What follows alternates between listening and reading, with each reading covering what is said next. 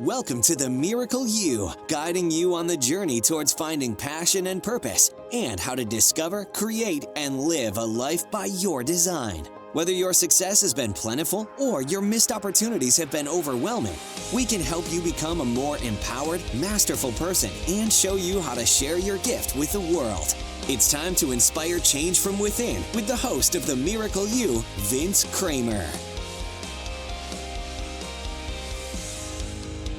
Hello everyone, welcome to the special edition of the Miracle You, the Awakening Through Moments of Choice book series with Mary. Throughout the series, Mary will share with you her insights and feelings on our story that was shared in the book from my perspective. We know that what she has to share will enhance your experience reading the book. Let's get started. Here's Mary. Hi, and welcome to this episode of the Awakening Through Moments of Choice series. In this episode, I'll be talking about my life as it led up to meeting Vince and being a part of his life, to give you a deeper understanding from my perspective of our journey. If you don't have the book yet, you can purchase it at Amazon using the link in the show notes. In the book, Vince details how he knew who he was, and he always knew what he wanted. In the chapters about his grandfather and his grandmother, you learned about how he lived his life and the calling that was always there. It wasn't the same for me.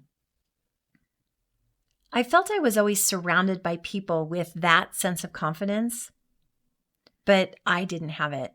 I was always feeling like I didn't know and didn't have the confidence unless someone told me what to do. And that created an emptiness in my life. I was truly a walking, breathing robot. After my failed therapy sessions and benchmark private retreat, I actually went into a place of surrender in my marriage, family life, and business. I gave up. I was still being a robot. Do this, do that. But what was different? Even though I had given up, I still knew life could be different. I couldn't forget my time with Aloria, and that continued to give me hope, and that led me back to a spiritual book on my unused bookshelf. Who had time to read when you worked all the time? But now, something had to change. I was desperate. So I pulled this old book off the shelf and followed a prescription described in the book to call forth my twin flame.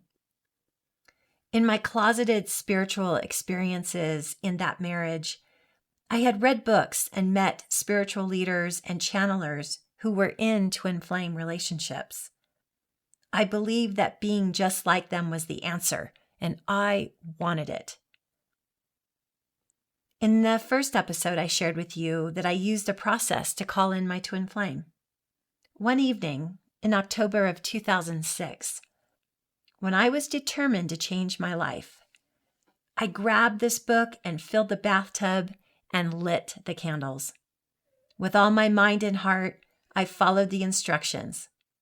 I just laid there in the water, having read the chapter, doing the best I could do to connect, not really understanding what I was doing, but connecting with the twin flame energy that I believed was out there and would show up if I only asked.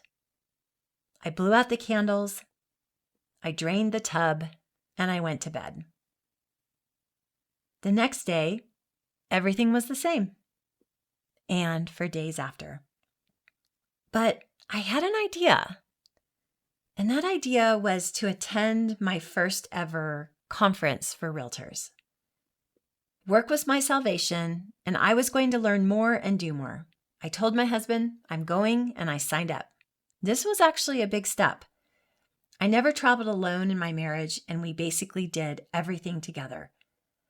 But he wasn't licensed and had no interest in going. Little did I know that this trip was going to be a big move in my awakening. That idea was a sign. It was a message. I flew into New Orleans November 7th. We were the first convention after the devastation of Hurricane Katrina. The city was vibrant and clean, and the people welcomed us with open arms. The first morning at breakfast in the hotel was when I met the person I had attracted into my life from that bathtub experience. At first, he was just a colleague with similar qualifications to me, alone, and it seemed harmless enough to walk to the first meeting together. But then it didn't take long during that day of hanging out and attending professional meetings for me to recognize that this man was carrying an energy that I needed to blow me out of my stuckness, that stifled marriage that I was in, and my stifled life.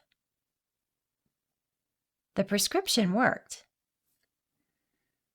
I finished out the conference, I returned home, and I was on my way to changing my life. I had no idea what it was going to mean to change my life. I just felt a new energy and a new path, and I was going to follow it. A lot happened in the month following the convention. One thing was, in December, I asked my husband for a divorce. That wasn't easy. It was gut-wrenching. And there were terrible discussions, arguments, and it took a long time to find a path where we could find peace enough to separate. But I had this energy to follow. It was just how I felt when I was pregnant with my boys. It was a deep inner knowing that it was safe to follow it. As Vince tells in the book, how we met and became friends was another important part of this new journey. He was an anchor for me and someone I could trust. I had a knowing he was important in my life, but I was distracted. I had so much invested now in the relationship from calling forth a twin flame. I was blinded. My higher self knew, but I wouldn't allow the transmission into changing what I had in motion. I couldn't turn back. I was following the rules. As the months passed, as we became friends, Vince and I, and supported each other through our mutual divorces, I learned a lot about him and a lot about myself. I had experiences and relationships that I needed to have before I could open my heart and see Vince for who he really was.